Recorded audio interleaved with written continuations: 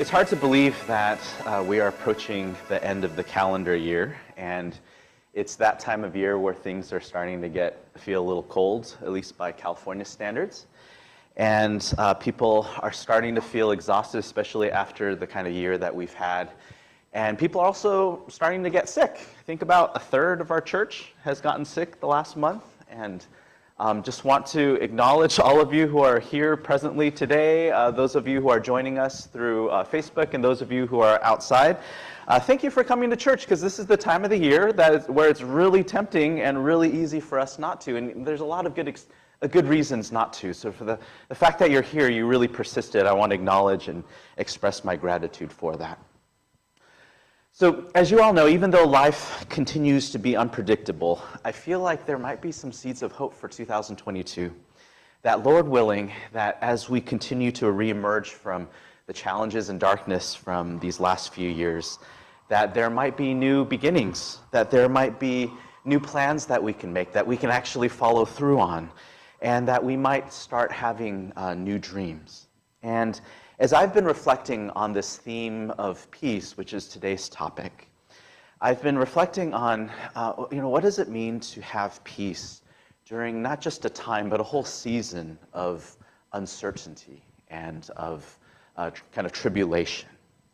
And as I was reflecting on what has been most helpful for me personally during seasons of uncertainty that I've lived through, I've decided to start sharing a little bit of some tidbits and some insights that I've come across over the years. And a lot of these insights have come through a long personal journey into my own shadow side, into my own emotional pain, into my anxieties, into my insecurities.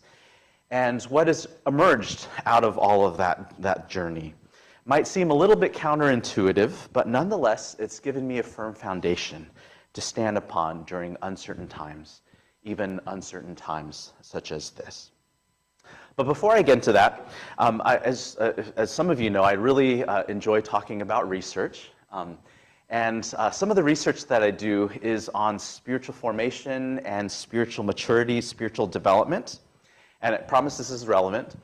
And one of the prominent themes and patterns that I've observed in my work on spiritual maturity is how common it is to observe emotional pain, like long journeys of emotional pain among those individuals who are spiritually mature. So much so that I might even suggest that it almost feels like emotional pain, like the long-term kind variety, it almost feels like a necessary ingredient to spiritual maturity. And I don't want to glorify pain, because certainly pain by itself isn't godly, and certainly many times people experience pain, it actually produces the opposite result.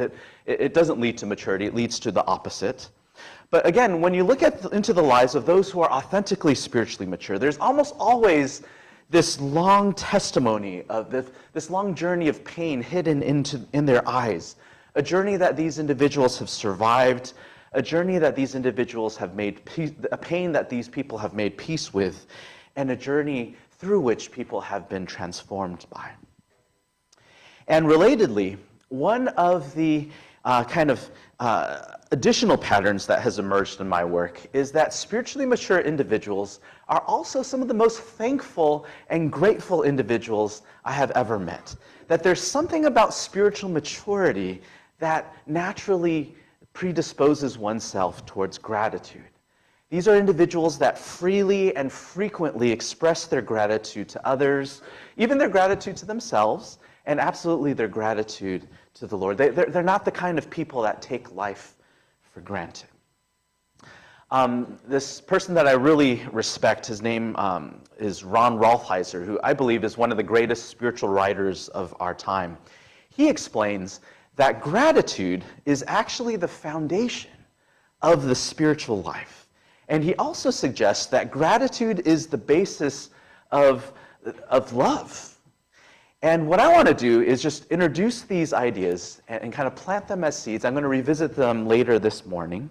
But I wanted to first introduce this idea of gratitude, our spiritual life, pain, and even love. So what I would like to do is just pause here for a few moments.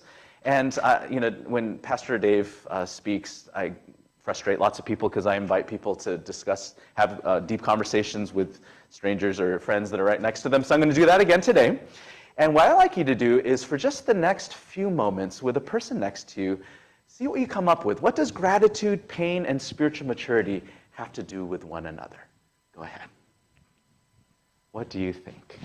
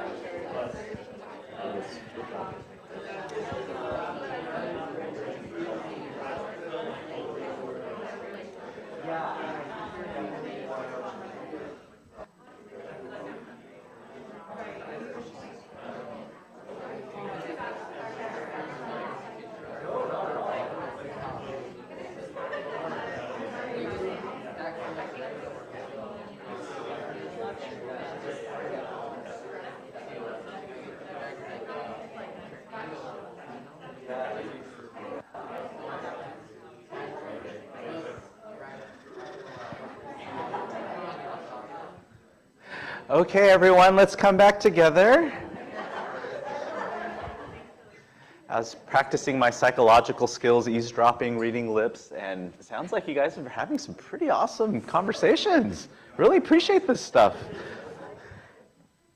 And I wish I could hear more from you all, but there'll be time for that as well.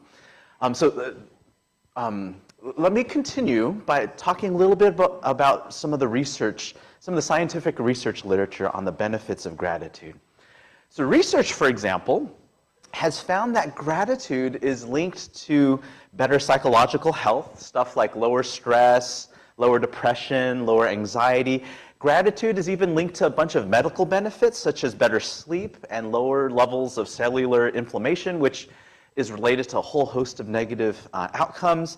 And gratitude also shapes the quality of our relationships. It helps us find the kinds of candidates that would make good friends. It helps us remind us of the good things in our existing relationships.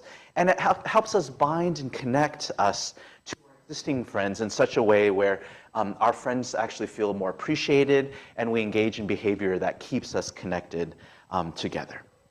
A study I was a part of found that gratitude is actually related to both empathy as well as compassion. So you see, gratitude shapes and enriches our relationships with others, with ourselves, and even our relationship with God. And what I'd like to do today is continue on with a lot of the good thoughts that you guys just engaged in, and to tie some of these themes together of the theme of peace during uncertainty, of gratitude, and of the spiritual life. And my hope is that this conversation might be an encouragement to you even as you continue to reemerge from the last few years. And to do this, I'd like to start off with a lesser-known parable found in Luke chapter 17, verses 7 to 10. And this is a parable that doesn't get preached too often nowadays. You'll kind of get a sense why that this is the case. But nonetheless, it's a hidden gem because it actually bears significant insight into this question of gratitude and the spiritual life that we're talking about this morning. So if you have your Bibles with you, turn with me to Luke chapter 17, verses 7 to 10, and it reads as follows. Will any one of you who has a servant plowing or keeping sheep say to him, when he has come in from the field, come at once and recline at table? Will he not rather say to him, prepare supper for me and dress properly and serve me while I eat and drink? And afterward you will eat and drink.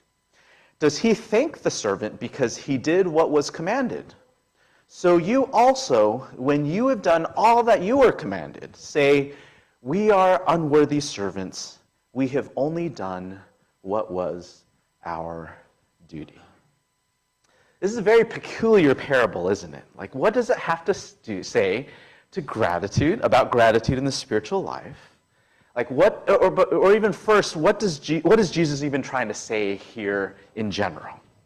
Well, to start, Jesus opens with a common rhetorical phrase, will any one of you? And whenever Jesus opens any kind of parable with this, it's a rhetorical question. The answer is almost always no one, right? The second thing that's important to point out here is that this parable is centered around a particular kind of relationship, a relationship between a servant and a master. Now, I don't believe we need to alter or minimize this relationship by trying to compare it to some kind of relationship that we can relate to in modern times, something like a relationship between an employer and employee, or a relationship between a teacher and a student. Nor do I think that we need to read too deeply into this kind of relationship between servant and master and draw too many conclusions about what it might mean for us to be God's servant, because certainly we are God's servant, but that's not the only thing we are. We're also God's sons and daughters as well. Instead, it's helpful to remind us that parables, they are literary devices, rhetorical devices, that are designed to convey or land one primary point.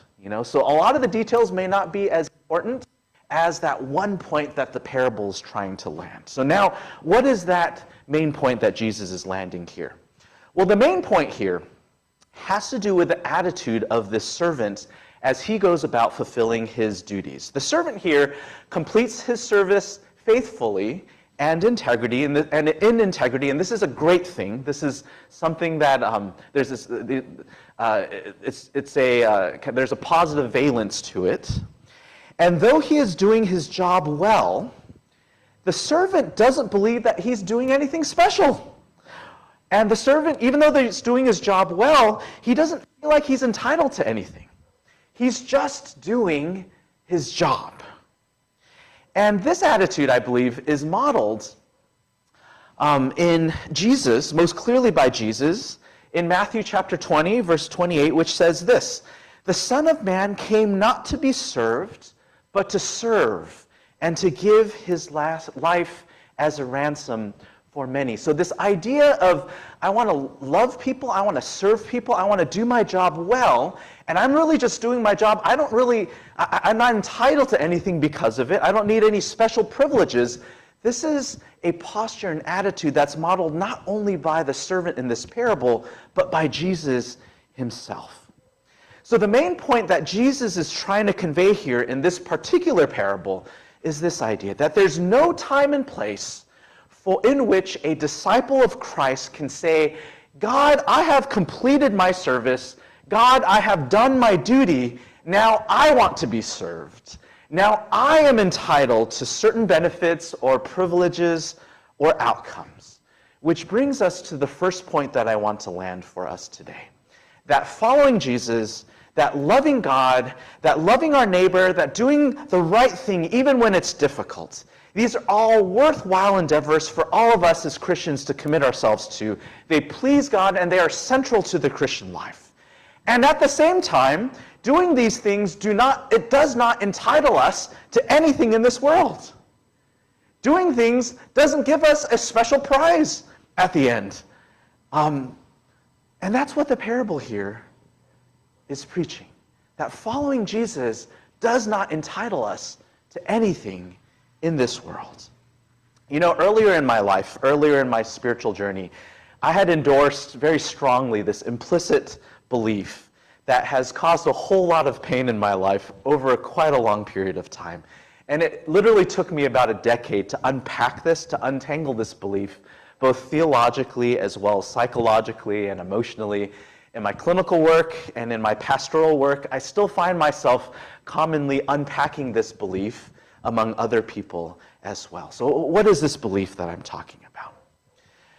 So many of us Christians believe that if we do what God asks us to do, right, especially the difficult things that God oftentimes asks us to do, then it's almost as if God owes it to us to grant us success or some kind of happy outcome at the end. That if I do the right thing and I follow Jesus, then God must reward me, and it must mean that I don't experience pain, or at the very least, my pain will be minimized. But friends, I know a lot of you, from a lot of the stories that you guys have lived up to this point, that you know that life doesn't work that way. And that the harsh reality for us, even us as Christians, who are trying our best to faithfully obey and follow Jesus, is that we are not entitled to anything in this world. God owes us nothing. The world owes us nothing. Other people owe us nothing, even the ones that we serve. That life continues to be chaotic and cruel to both the ungodly and the godly, to both the Christian and the unchristian, at least for now until Christ returns.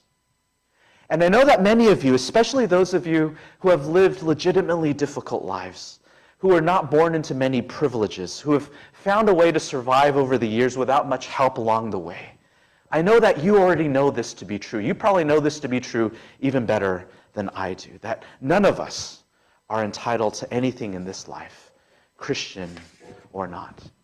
Many years ago, when I was a psychology intern at the Veterans Hospital in Houston, Texas, I remember working with a soldier who had post-traumatic stress disorder, and he had shared with me his story. And his story was that he had joined the military with one of his best friends, his younger brother that he mentored in life, and both of them were believers. And these two brothers had these wonderful plans to go, after they would return from Iraq and Afghanistan, they had these plans to go to seminary together and to plant a church together.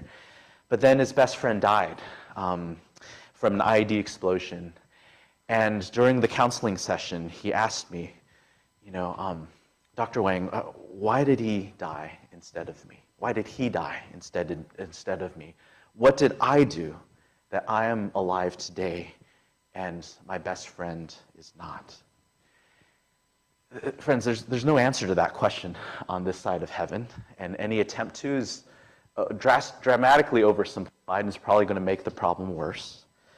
And this is indeed a reflection of the broken world that we live in, a world in which none of us are entitled to protection even from tragedy, and I think we all know that from COVID. And I would even add, and this also includes Jesus, who obeyed God the Father, served faithfully here on earth, and ended up dying on the cross himself. And is this not true for all of us during the last few years, during the season of COVID, that over this time, many of us have lost loved ones, many of us have lost our jobs and livelihoods, many of us have lost friends and plans and dreams, and this just seems to apply and spread equally to everyone, regardless of who they are and what religion they believe in, or the kind of people that they are. And as I reflect on the many lessons learned over these last few years, the one lesson that I keep returning to over and over again is the same one that we're talking today, that even as Christians, we're not entitled to very much anything in this life. And here's my turning point too. And because of this, because we're not entitled to anything in this life, the Christian life cannot be about just defending my rights or fighting for my rights, because God in this broken world they don't fundamentally owe us anything. We're not in a place where we can make demands, no matter what good or bad we've done in our lives. And because we're not entitled to anything in this life, the message that I hope you can take away with this morning is this. Let us see because we're not entitled, Let us see everything in life that we consider good, not as something that we have a right to or as something that we have earned, but rather as gifts to be received with a grateful heart. In fact, what Jesus is doing in this parable is drawing a distinction between what comes to us by right as opposed to what comes to us by gift. And my hope for all of us is that in the season of COVID, that it might firmly ground us in the reality that everything we have in life, the relationships and friendships that we still have, the good in our lives that is still there, the dreams and the hopes that might still persist, that we can receive and perceive all of these things as gifts. You know that sometimes we have to lose everything. Sometimes we have to hit rock bottom before we are truly able to see and receive the gifts that have been right in front of our eyes all along. And my hope is that we don't need another global pandemic for us to reach that point again. Yes. And this is what Jesus meant when he began the Sermon on the Mount in Matthew chapter 5, verse 3, with the following proclamation: "Blessed are the poor in spirit, for theirs is the kingdom of heaven." You know, the kingdom of heaven is all gifts. We have no right to it. We can only receive it as gifts. So therefore, according to Ron Rolheiser, the spiritual journey is a journey towards recognizing that everything is a gift and that we need to keep saying thanks over and over again for all the things in life that we so much take for granted. Recognizing always that it is nobody's job to take care of us. So friends, when the Christian religion becomes more and more oriented towards the protection of our rights or the defense of our God-given rights, whatever God-given rights we're thinking of, then friends, our Christian religion becomes less and less Christian, and we remain in a perpetual state of spiritual immaturity, because from that perspective of rights and privileges, there's little to no room for gratitude, little to no room to see all of life as a gift when we believe it is our right. Because gratitude fundamentally is the basis of the spiritual life. But there's actually more. It's not just the basis of the spiritual life, but I think it's also fair to say that gratitude is also the basis of love. When you think of the most loving person that you know, likely you're also thinking of the most grateful person you know, because love too finds its basis in gratitude. And this is so because anything we call love, if it's not rooted in gratitude, will at the end of the day be manipulative and self-serving. Because if our love and service of others does not begin and end in gratitude, we will end up carrying other people's crosses and then sending them the bill. Have you ever encountered people who say they're doing things out of love for you, when in reality, it's actually out of their own self-interest? Unfortunately, this is very common among parents who may sometimes say and do sacrificial things for their children, whether it has to do with giving them resources that they never had, or sacrificing for their education or other things like that. And it's very common for parents to call that stuff love when in fact it's actually more self-serving. Like, I want my children to succeed so that I can be seen as a successful parent. I want my children to succeed so my family can be perceived as successful, right? And as a parent myself, I am in this constant struggle to check myself to see if I am loving my children for their sake or for my sake, right? Because the more I am able to love without self-interest, the more I grow and mature in my love. Whether that involves loving God, loving my spouse, or even loving my neighbor. And sure, Vivian and I do a lot of things for our kids, and on the day-to-day, Vivian actually does more for our kids than I do, because I'm pretty lazy. But the reality is that as parents, like, our girls are the greatest gift of our lives, right? Getting to care and love our kids is a privilege that both Vivian and I are deeply grateful for. Mature love roots itself in gratitude, and gratitude roots itself in the recognition that nothing is owed to us. And I believe this message, I'm going to start landing the plane now, and I believe this message is especially important for those of us who are leaders, and especially leaders of the church. Because sometimes church leadership can bring with it certain benefits and certain treatment. You know, people might look up to you, people might treat you with respect, people might be prone to serve and support you in ways that they wouldn't be willing to other people. And that can lead many of us to forget our role as servants. And in our leadership and service to others, when there are expectations of some form of kickback, some form of special treatment, especially from those people that we've served, then friends, that's not love. Because there's strings attached. And there's a term for this, and it's called clericalism. And let me be clear, clericalism is sin, right? And this is one of the reasons why, again, I'm so grateful for our leadership body, but I'm especially grateful for the Chungs. The kind of year that they had, it took so much effort for us to actually try to support them. They weren't looking for, there was no kind of expectation that people were going to give them any special benefits. We had to try hard to make that meal train happen. And the week after their family got COVID, I mean, Rand's leading worship and Elliot's back plugged in, and it's almost like nothing happened before. And friends, we need to start recognizing and blessing character in our church leadership rather than just pure gifting and pure charisma.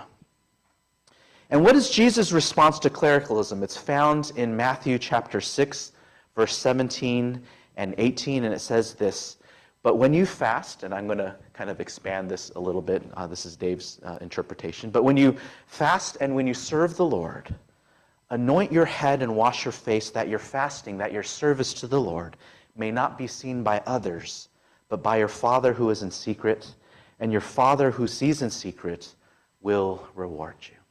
So let me end our time together with 3 practical considerations, 3 caveats, as we seek to apply and integrate gratitude more and more into our lives. So first, let me talk about friendships. Everything I talked about today applies to friendships, because friendships are always a gift. We are not entitled to them. No one owes us their friendship. And I can say without hesitation that one of the greatest sources of sadness and disappointment over my life concerns friendships with people that I was hoping and expecting to cultivate, that I was hoping that would happen. I even worked hard to make it happen, but it just didn't happen, right? And between all the different places that Vivian and I have lived in over the last 10, 15 years, there's always been a set of people where it's like, oh man, I totally feel like we're going to be good friends with them. And it just doesn't happen. And maybe there's reasons like we're the same age, we have the same kids, same age, same values, but it just doesn't work out for whatever reason. And for me, a key to finding peace, a key to letting go of these disappointments is to ground myself and start with the reality that, Dave, I'm not entitled to this friendship. No one owes their friendship to me. This is a gift that I can only receive and have gratitude for. And at the same time, we also realize that in every place that we've lived in, there's always been friendships that we totally came out of nowhere. We didn't expect it. We're very different. And it just worked out so well. And these are actually a lot of the friendships that have persisted and stayed with us through moves and relocations and changes in life and children and so on and so forth. And these are such wonderful gifts that we are to receive. Second consideration. Gratitude never, let me say again, it never requires for us to minimize our loss or our pain, because too many times people use gratitude for these ends, to minimize other people's hurts or other people's experiences, saying things like, you shouldn't feel sad, you should feel grateful for what you have. I'm sure some of you guys have probably heard something like that. And that's both misleading and erroneous because it cheapens gratitude. Gratitude is often, usually, almost always, the fruit of hard work, of facing your inner darkness. Gratitude is the fruit of genuine grief. Because grief is where we learn that we are not entitled and that everything is gift. Relatedly, gratitude should also not be an excuse to keep you in an unhealthy relationship where you are not being treated well. You can be grateful, and you can still stand up for yourself and set healthy boundaries in your relationships. And last, our gratitude implies one more thing: enjoyment of the gift given to us. You know, the highest compliment you can ever give to someone who gives you a gift, the highest compliment we can give to the gift giver, which in all cases is God, but it also involves other people too, is what? It's to enjoy the gift thoroughly. When you give a gift to someone else and you see them enjoying that gift, that is one of the greatest gifts that you can receive in return, right? So therefore, let your gratitude free you to fully enjoy all the good gifts in your life. Give us this day our daily bread, and help us to enjoy it without guilt. So as we close today, I want to invite you to re-engage in conversation with your neighbor and discuss the following question. Without minimizing any and all of the loss and disappointments of these last few years, what good gifts in your life can you wholeheartedly affirm and be grateful for? Go ahead.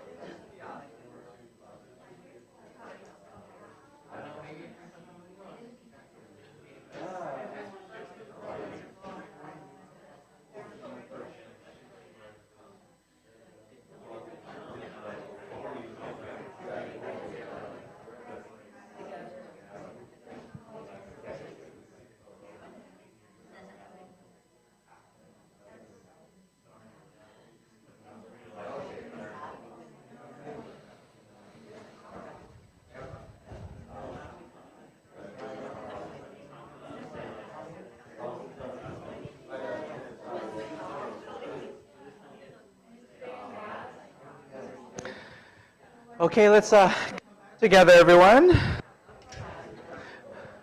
And especially for those of you who are still in conversation, let's continue those conversations after service today, too. So it doesn't have to stop now.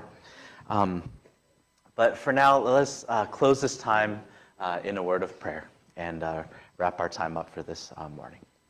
Father, Lord, would you train us and shape us and lead us closer to the attitude of this servant in Luke 17, that you can shape our hearts more and more towards gratitude, towards this attitude and mentality that all of life is a gift, that we are fundamentally not just as Christ was, that he came not to be served, but to serve. That all of us are not entitled to any special benefits or such special privileges, at least on this side of heaven, even as your children, even as your sons and daughters. And instead, that it might clear the way for us to see all of life as a gift.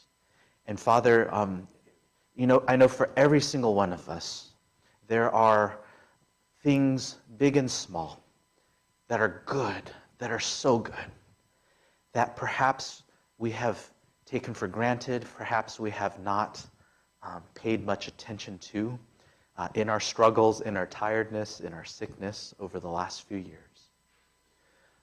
Lord, as we continue in this Advent season, would you bring us back to a greater presence, to these good things that are in front of us? And would you give us hearts of gratitude, that we might see it as a gift and enjoy it as a gift as well. In Jesus' name I pray.